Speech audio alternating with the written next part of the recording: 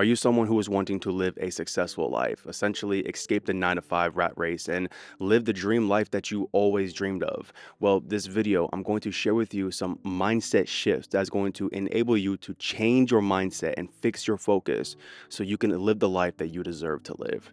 Let's get right into it. The first piece of advice that I want to share with you guys is a piece of advice that I received early on in my freelance career. I got contracted to film for an event and I met a particular guy at this event. This guy has extreme wealth and I asked him, what made you so successful? How did you get to where you were at? And then I explained to him my situation, how I'm just getting into freelancing. I'm doing a transition over from music videos to get into the corporate space. And the advice that he told me that really stuck with me, he said, you're not doing anything wrong. You just haven't figured out how to do it right yet. So for someone who's watching this video, I want to tell you that you're not doing anything wrong. You just haven't figured out how to do it right yet. Now that could differ because in some situations you could be doing stuff wrong. But if you've been following everything that maybe a mentor has been telling you and you've been following everything to the exact T and you have the set plan, you have the set goal and you're executing, maybe you're just not doing it right. Maybe you're just not executing it right. You know, it's more than just cameras. It's more than just lights. It's more than just lenses.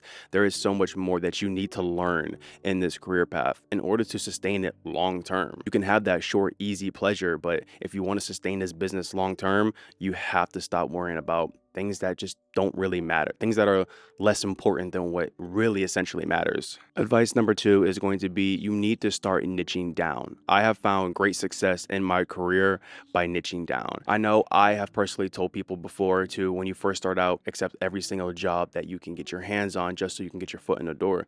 Yeah, I still do agree with that. But once you established a firm foundation, once you establish what it is that you want to do and you found your strong points, niching down to one niche is something that I highly suggest. Niching down to one niche will also help you financially because there is a lot of times when I started doing everything and I found myself having to rent out more and more gear because I was trying to do everything. But when you niche down to one niche, then you find the cost of gear rental to drop significantly because essentially you already have all the tools that you need for the niche. So every time you get that job, you know exactly what it is that you're going to need and you're going to bring it and save money on gear rentals. I know it might be tempting and it sounds fun to be the one-man band guy who can just do everything. I get that, but I'm telling you, if you niche down, you're going to grow significantly more. Advice number 3 is going to be stop trying to justify your impulsive purchases. And the reason why I bring this up, because I see oftentimes there's a lot of people, including myself sometimes, will sit here and say, I'm only now going to buy the gear that is necessary. I feel like necessary is such a profound word because I can give you 100 billion excuses on why I feel like this piece of gear is necessary when in reality it's not necessary. I don't have to have it. It's not something that's going to make or break my career. You can really break that habit and shift your mind on what you tell yourself on what's necessary and what's not necessary. You can financially save so much more money and you can even be more profitable on your freelance jobs because maybe you're getting jobs that are paying you decent, but you're spending half the budget on rental. As I've been freelancing for a while now, I have come to the realization that my kit that I have for my freelance work is more than enough. I don't need to have 6 lights. I don't need to have a whole bunch of lenses. I don't even need a second camera body.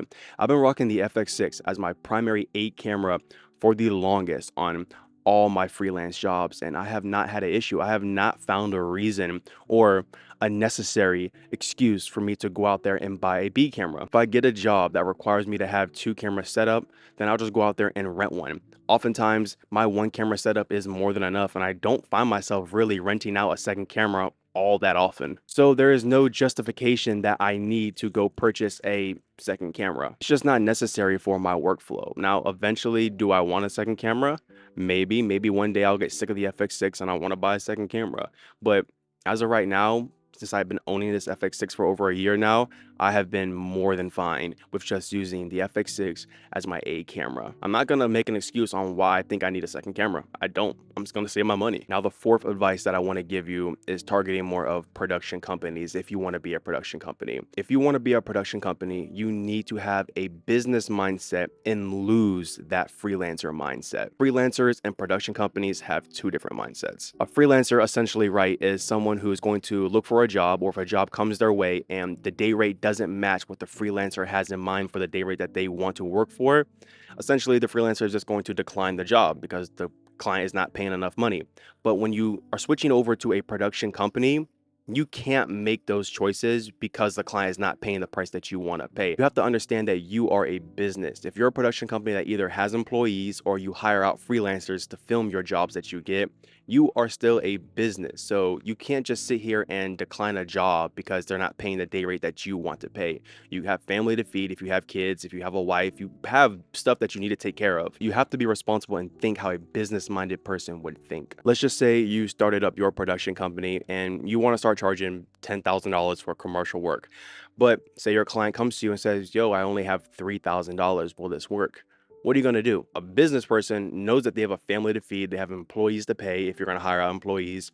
You know that you have to accept this job because you need the money essentially. You're not going to decline it because it's $7,000 less than what your normal day rate would be. Some freelancers that I know have that mindset. If it's not paying enough, then I'm not going to do it. That's a mindset that you need to shift if you're going to be a production company. I personally am not a production company, but I understood that mindset shift and I apply it to my freelance career. If a client isn't willing to pay my day rate, I still accept the job if it's reasonable. If it's something that's ridiculously low, then I'm not going to accept it. But if it's reasonable, then I still accept it even if it's under my day rate because I got bills I got to pay. I'm not going to accept it because they're not paying me what I want them to pay me. This is part of freelancer. You're not always going to get what you want. If you want to be filthy rich sitting on a yacht in some foreign country, then this is not the industry that you want to be in. So if you're thinking that you're going to become a multi-millionaire by freelancing or being a video production company, that's not the case. Unless you are a heavy business-minded man and you know how to manipulate this career path to get what you want,